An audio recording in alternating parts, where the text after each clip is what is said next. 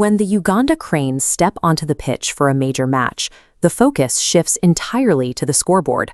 For 90 minutes, regional origins and religious backgrounds fade as fans across the country concentrate on a single, shared objective.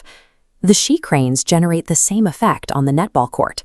Players and fans are bound by the shared rules and rhythms of the game, creating a temporary state where national identity takes precedence over local divides.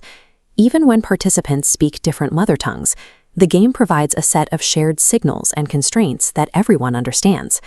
This functional bridge is social cohesion, the glue allowing a diverse society to work as one. In post-conflict areas, these interactions spark reconciliation. By forcing teammates to trust each other, the game builds the foundational trust necessary for long-term peace. This controlled environment allows people to practice cooperation under pressure. Once that initial trust is established on the field, communities are better equipped to handle the complexities of broader development projects. Simply playing a sport does not automatically improve a person's character. Professional programs use the Sports for Development, or S4D framework, where the game functions as a strategic entry point for more complex social interventions. Agencies use the high turnout at sports events to deliver essential services. In many rural districts, sports participation is linked to daily attendance to keep students in the classroom. At the same time, coaches use halftime breaks to provide education on HIV/AIDS awareness and malaria prevention. The peace and development model moves through 3 specific phases.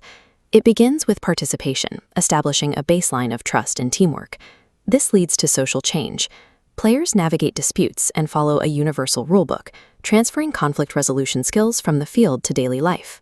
These shifts result in broad development, healthier youth, and peer leaders. Unity serves as the central engine, keeping this cycle functioning.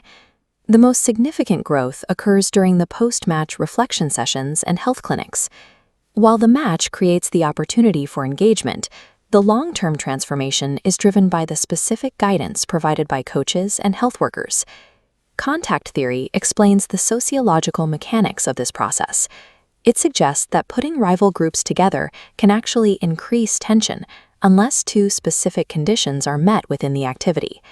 The first condition is equal status. Once a game begins, outside social ranks and tribal hierarchies are discarded. Every player, regardless of their background, is subject to the same penalties and rewards as everyone else on the pitch. The second condition is common goals. This diagram shows how players become interdependent. Success is impossible if an individual refuses to cooperate with a teammate from a different background. As an S4 student leader, how would you design a match to reduce bullying between 2 rival classes? Think about how you could change the rules to force them to communicate. Pause the video and consider your strategy. One proven method is the no-ref match. By removing the referee, you force players to call their own fouls and negotiate every disagreement directly. They must reach a consensus before the game can continue. This requirement to debate and resolve conflicts without an external authority figure mimics the democratic behavior needed in adult society. It turns the pitch into a laboratory for practicing honesty and accountability.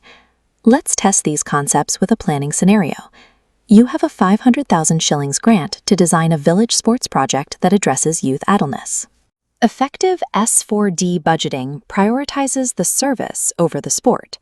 We spend 200,000 shillings on netballs and bibs to act as the hook that draws the local youth together in one place. The remaining 300,000 shillings is used as a stipend for a local nurse. Because the game gathers a large audience, the nurse can perform checkups and teach nutrition to youth who might not otherwise visit a clinic. Review these 4 pillars. First, sports bridge divides through a shared functional language. Second, contact theory requires equal status and common goals to reduce prejudice. Third, S4D uses the popularity of games to deliver health and education. Finally, fair play provides a template for ethical citizenship. A stable community depends on the active, daily habits of respect and cooperation developed through practice. Sports give you the chance to sharpen leadership skills every time you step onto the field.